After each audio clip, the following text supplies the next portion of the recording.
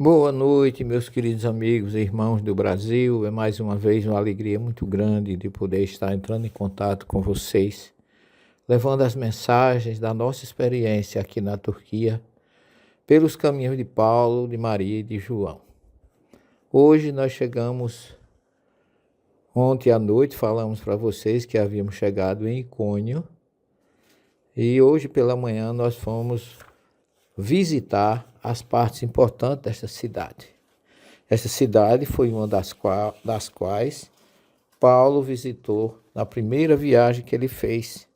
Quando saiu de Antioquia, passou em Salamina, na ilha de Chipre, e chegou a Perge, Antioquia da Pisídia, mas antes ele chegou em Icônio. Icônio é uma cidade bonita, bela, tem hoje mais de 1 milhão de habitantes, e tem 2 pontos básicos que se visita ali. O primeiro é o túmulo do fundador do sufismo do Islã, que todos conhecem por Rumi Mevlana. E ali nós fizemos uma visita rápida e fomos visitar a igreja de Paulo, que fica no antigo bairro romano, na cidade de Icônio. Uma igreja muito interessante, muito bonita. Uma irmã, uma freira italiana, nos recebeu com muito carinho, nos tratou muito bem. E nós ali conversamos com o grupo e relembramos um fato que aconteceu ali na cidade de Icônio, que este fato não é narrado no livro de Atos dos Apóstolos, mas que Emmanuel, na obra Paulo e Estevão, ele toca no fato de uma moça que se apaixonou por Paulo na cidade de Icônio e deu realmente muito trabalho. Mas esse fato que nós vamos resumir para vocês, trata-se de um episódio narrado no livro apócrifo de Atos de Paulo e Tecla. Ele fala a história de que quando Paulo passou na cidade de Icônio, Tecla, morava vizinho à casa onde Paulo ficou, em Icônio, ficou sentada no pé da janela e ali escutando noite e dia a pregação de Paulo. Segundo nos conta o livro de Atos, de Paulo e Tecla, ela permaneceu 3 dias e 3 noites sem beber e sem comer. A sua mãe, que se chamava Teocleia, mandou chamar o noivo de Tecla, que se chamava Ramiro. Quando esse chegou, procurando a sua noiva, a mãe de Tecla, Teocleia, acusou Paulo de seduzir as virgens da cidade com a sua pregação. Sobre Tecla, ela disse que estava apaixonada pelo estrangeiro Paulo. Como aranha na janela, fascinada pelas suas palavras, dizia ela, está dominada por um desejo e uma terrível paixão. Tamiro, seu noivo, pela sua influência na cidade de Icônio, denunciou Paulo ao governador, que se chamava Castélio. Reunido o povo, oficiais e chefes levaram Paulo ao governador. E este mandou prender Paulo até que se pudesse verificar os acontecimentos. Sabendo desse ocorrido, Tecla fugiu à noite da sua casa e suborna o porteiro e o carcereiro da prisão com pulseiras e espelho de prata para encontrar-se com Paulo.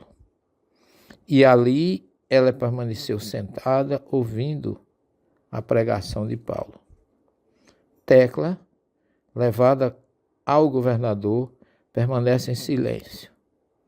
A visita de Tecla a Paulo na prisão teve como consequência a flagelação de Paulo e a sua expulsão de Icônio. O livro nos narra que o governador ordenou que Paulo comparecesse perante o tribunal. Mas Tecla estava parafusada no lugar onde Paulo havia sentado na prisão, e o governador ordenou que ela também fosse levada ao tribunal. E ela foi na maior tranquilidade e numa imensa alegria. E quando Paulo compareceu no tribunal, as multidões gritavam violentamente contra ele, chamando de bruxo, que ele fosse expulso. Mas o governador escutou alegremente Paulo falando das obras e das coisas realizadas pelo Cristo.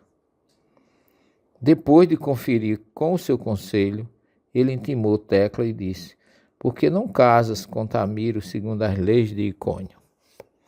Mas ela continuou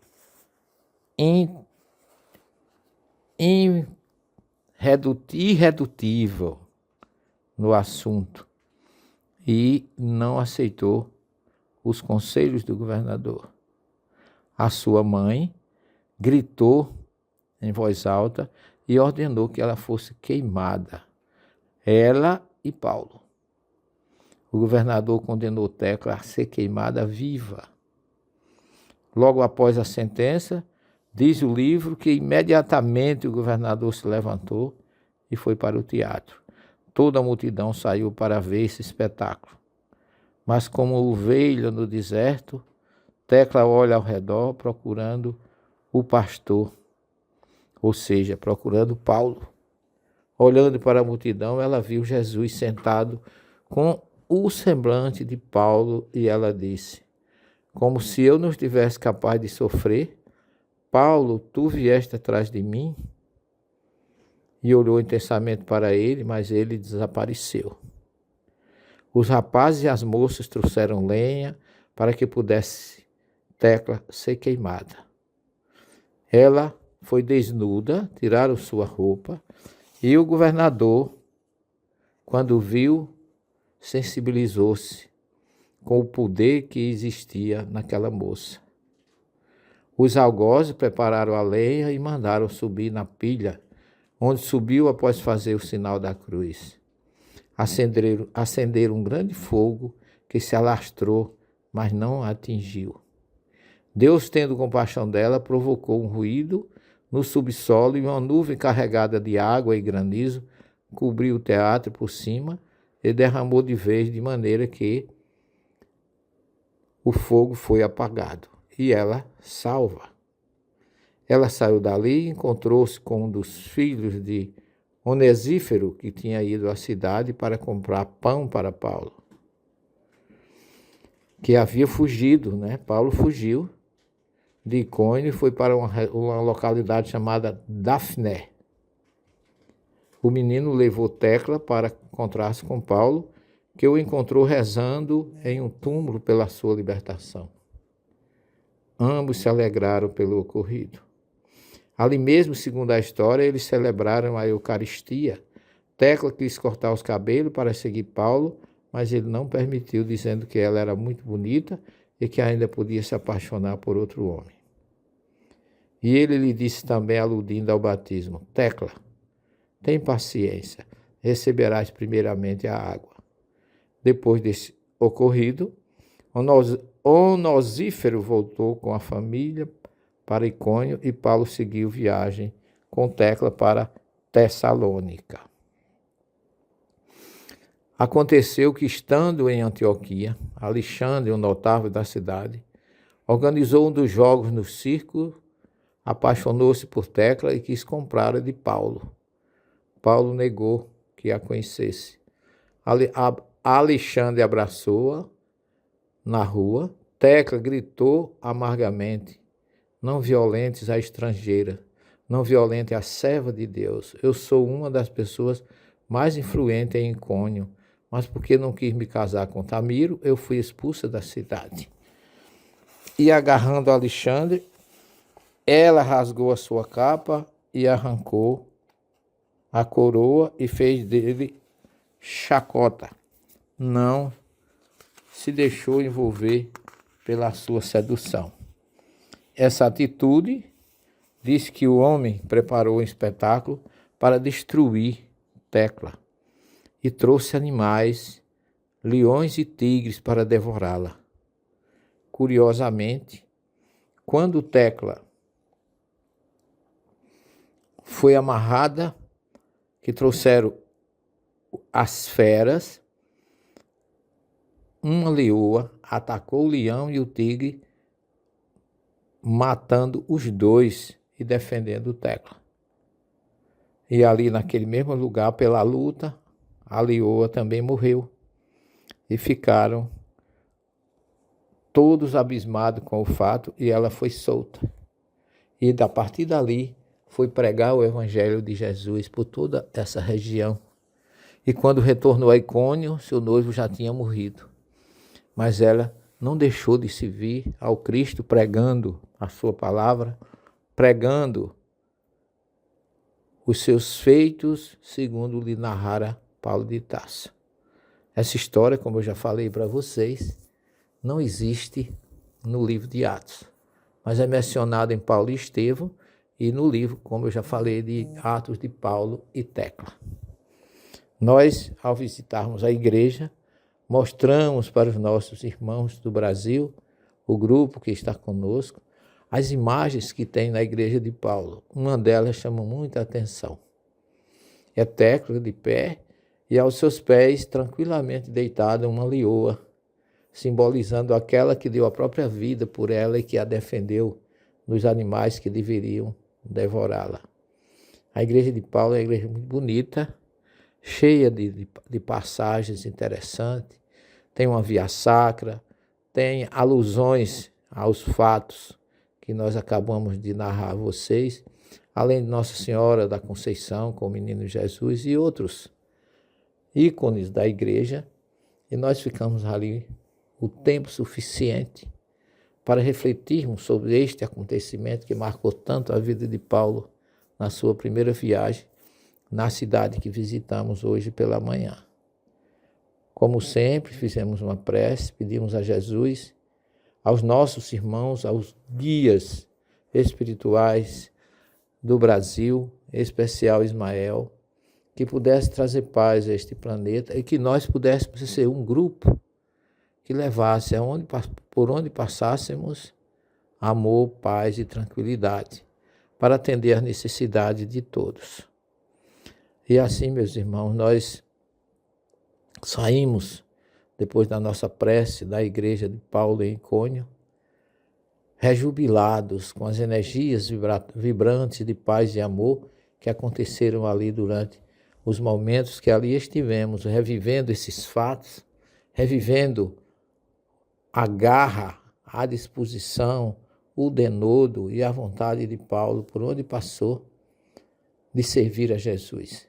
Quando a gente caminha nessa região, que nós já caminhamos mais de 1.500 quilômetros em 2 dias, pelos caminhos de Paulo, que caminhou aproximadamente 14.000 quilômetros a serviço do Cristo, nós podemos refletir o quanto esse homem foi importante, o quanto ele se dedicou à missão de levar Jesus para os confins do planeta. E a Ásia Menor, especificamente a Turquia, onde estamos hoje, tem as marcas de Paulo, de Maria, de João, de Barnabé, de João Marcos e de tantos outros vultos do cristianismo primitivo que deram sua própria vida por Jesus. É um momento que nos sempre enternece a cada um de nós, sempre nos deixa muito felizes e particularmente eu me sinto rejubilado pelas oportunidades que Jesus está me dando de poder levar esses acontecimentos, essas pessoas que se emocionam, que observam o quanto é importante a gente visitar essas terras para descobrir as raízes e as marcas do cristianismo primitivo, deixado nesse país, que hoje é um país com a religião do Islã, mas que o cristianismo aqui é vivo em arqueologia, em geografia e em história. Agradecidos a Jesus, prometemos que amanhã estaremos com vocês mais uma vez, narrando os fatos, porque já depois que saímos da igreja de Paulo, já rodamos 437 quilômetros de Icônio a Pamukkale, para amanhã visitarmos Laodiceia Hierápolis e Colossos, também regiões marcadas por Paulo e pelos seus companheiros. Fique com Jesus e até amanhã, se Deus assim nos permitir. Muita paz para vocês.